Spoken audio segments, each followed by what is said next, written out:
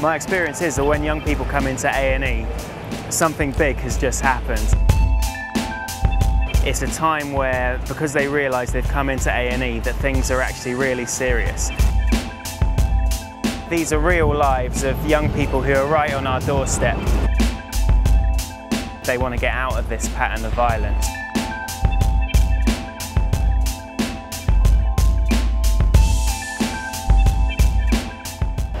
Okay, my name's Tom and I work for Oasis Youth Support based at St Thomas's Hospital. We work with all kinds of young people in all kinds of different situations, from low to high risk.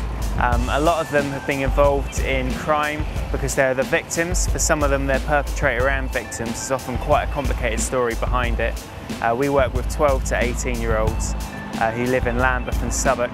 And sometimes it's gang related, sometimes it was just they're in the wrong place, wrong time.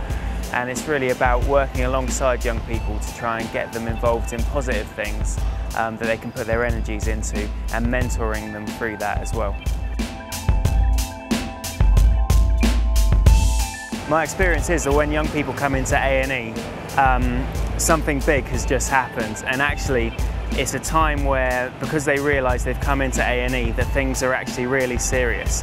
And for a lot of them, actually it's kind of a wake-up call that they want to get out of this pattern of violence for whatever reasons they're in it.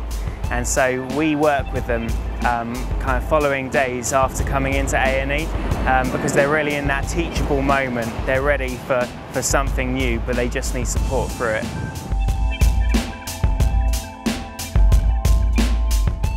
So we try and engage young people in all kinds of different youth projects and provision around in their local area. A lot of the time there is the youth provision around, but sometimes the young people just don't know about it.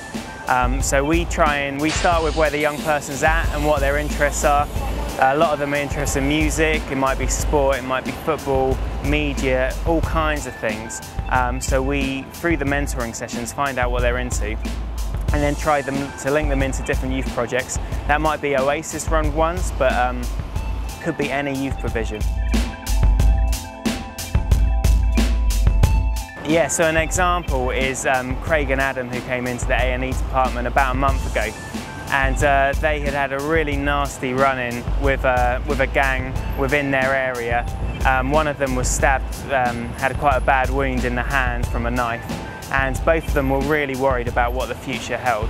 Well, with Oasis Youth Support, we managed to work with them, and actually we've got them involved in a youth gym, and they're kind of going along steadily, and that's a big deal because actually they're able to build up some confidence, they're able to stay busy through the summer, so they're not retaliating to the violence.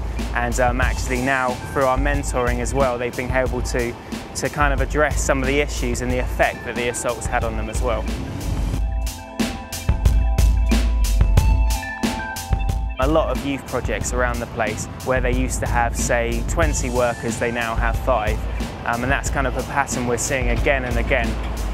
From talking to Lambeth Police as well, I was talking to a lieutenant from there the other day, and they were saying already they're seeing an increase in youth violence and youth crime, and that's only over the last few months. We're just at the start of summer now, but we're expecting to see quite a few young people in, just because a lot of those summer youth provisions that used to be there just aren't there anymore. So you have a lot of young people who just kind of don't have anything to do this summer. I think one of the biggest challenges in my role is I'm working with young people a lot of the time that just can't see a way out of their situation. They feel really trapped, and they feel like actually violence is all they've known. For some of them it's all that their family's known. They've grown up surrounded by violence.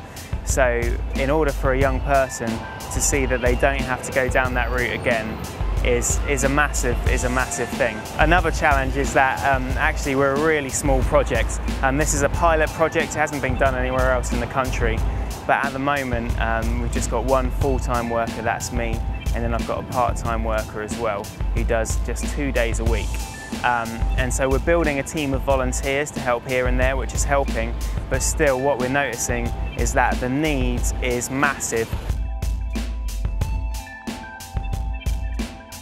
It's really important because these are real lives of young people who are right on our doorstep, and a lot of these young people just don't have the support around them. For many of the young people I work with, actually they don't have a family around them who can support them in the way you expect a family to.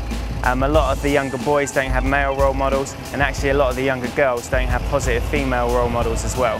And so a project like this can really make a positive change.